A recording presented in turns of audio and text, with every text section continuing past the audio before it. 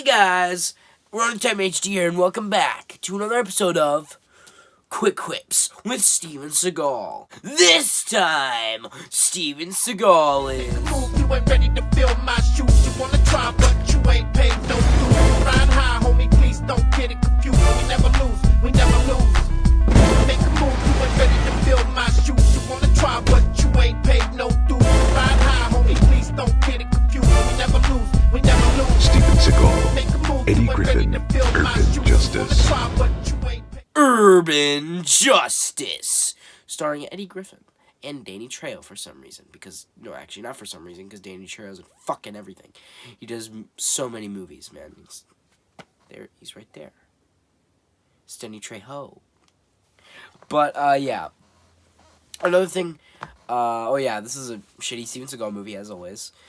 And I'm just gonna jump right to the chase. Steven Seagal is just one cool motherfucking white boy on a rampage. It was released 2007.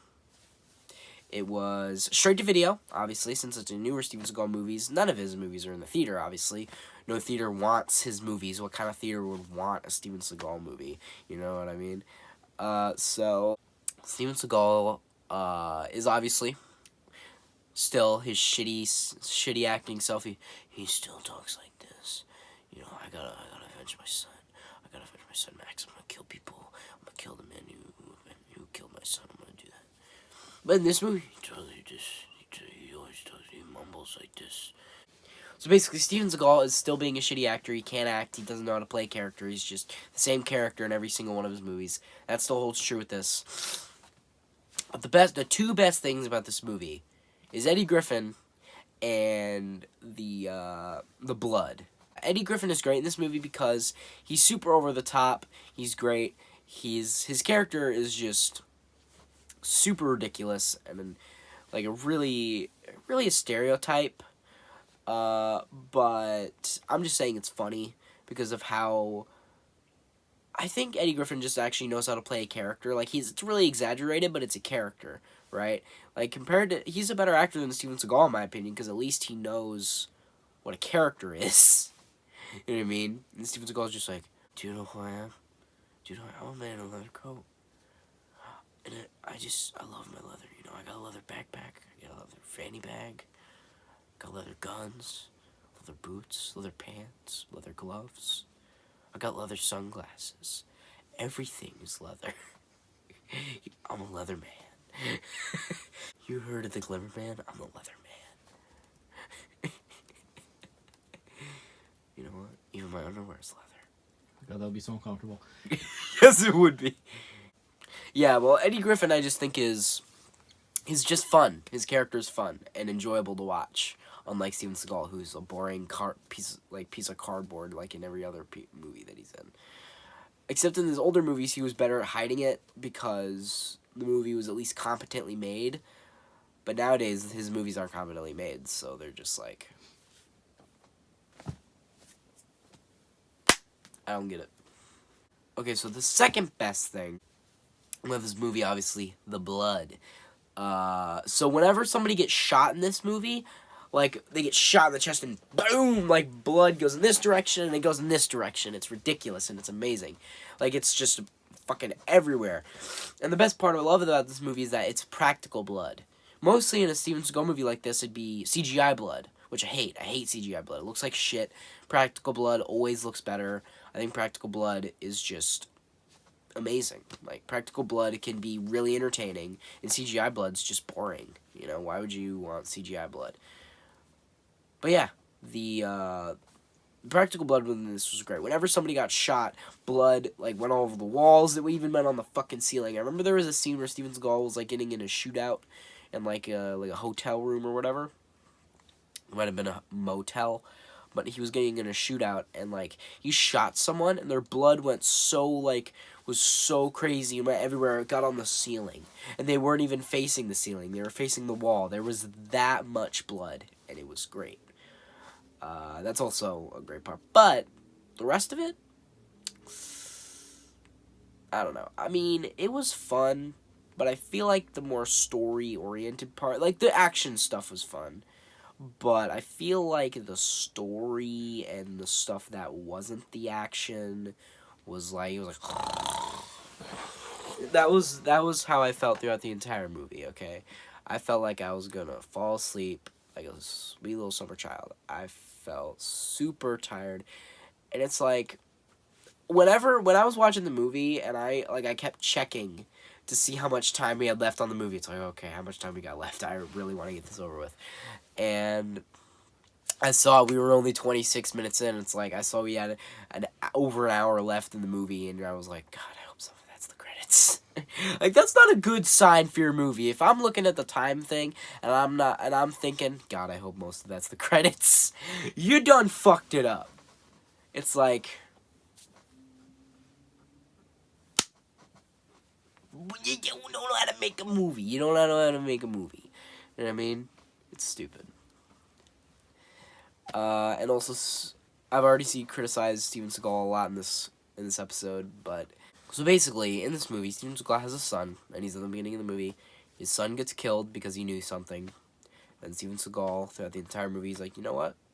I want to find the guy that killed my son. And then he kills him. That's it. That's the gist. I could go into detail of the specific moments that happened, but they're not really that important. You know? They're not really that important.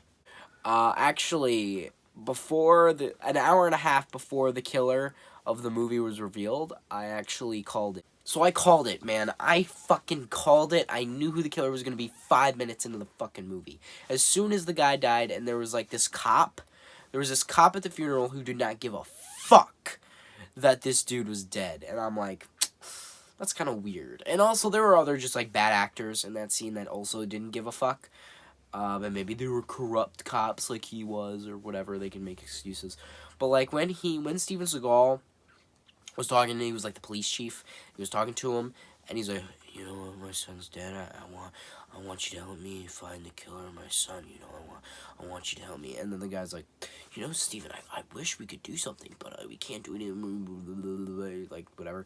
And as soon as he was done talking, I'm like, that's the killer, because it's so fucking predictable. Of course, that guy is gonna be the killer. You know, of course, that guy, the fucking, I don't even remember his name, like, pretty much nameless character they show for 5 minutes at the beginning of the movie, and then at the end of the movie, it's like, bet you didn't expect him to be the bad guy. I mean, he was the bad guy, like, all throughout the movie, but then they made it even more obvious that he was the killer, so it's like, you could at least made it more subtle. Like, I don't know. It was stupid. But yeah, I predicted the killer 5 minutes into the movie. I do not recommend this movie at all. Honestly, if you're a fan of... Actually, hang on. I'm going to talk about Danny Trejo for 1 second. I forgot to mention that. Danny Trejo is in this movie for like 5 minutes, and he's on the cover. He's in it for 5 minutes, and he plays a really unimportant character. Like, he's just kind of a cameo, really. And I'm like, oh, cool, we get a good actor to balance out the acting. At first, I was like, oh, we get a good actor to balance it out, but no. We don't even get to lean on Danny fucking Trejo. He's Danny Trejo. He'll be in anything. You can, like, come on. You didn't have enough money for Danny Trejo. I mean, I love him. I love Danny, but he's in everything. You can't have him be at least a little more important. I don't know. I just wanted a good actor to lean on. That's why I like the older Steven Seagal movies, because you had actors that next to Steven Seagal that were actually better than him, so you could lean on them and be like, oh, there's a good actor in this movie. Can't do that now, because nobody wants to be in a Steven Seagal movie, except for rappers for some reason. But yeah. That's pretty much it, man. I mean, I don't recommend it at all. Don't watch this movie. Like, if you're a fan of Steven Seagal, knock yourself out. Don't watch this movie. That's what I'm trying to get my point across here. Don't watch this movie. Yeah. Don't recommend it. Don't watch it. Don't waste your time. Use your time wisely to watch better and greater movies. So I'm just gonna get straight to this. Normal film rating, 2 out of 10. Ironic enjoyment, probably like a 4. I give this a 4 ironic. And a Steven Seagal rating, probably like a 4 as well. Pretty bad, pretty average. But yeah, that's I think I've said my piece. You know. So guys, I've been Runtime HD, and this has been Quick Quips with Steven Seagal. Thanks for watching. Don't forget to like, subscribe, turn notifications on, share with your friends, comment down below if you liked it. Signing off. Because that would be too stupid. But yeah.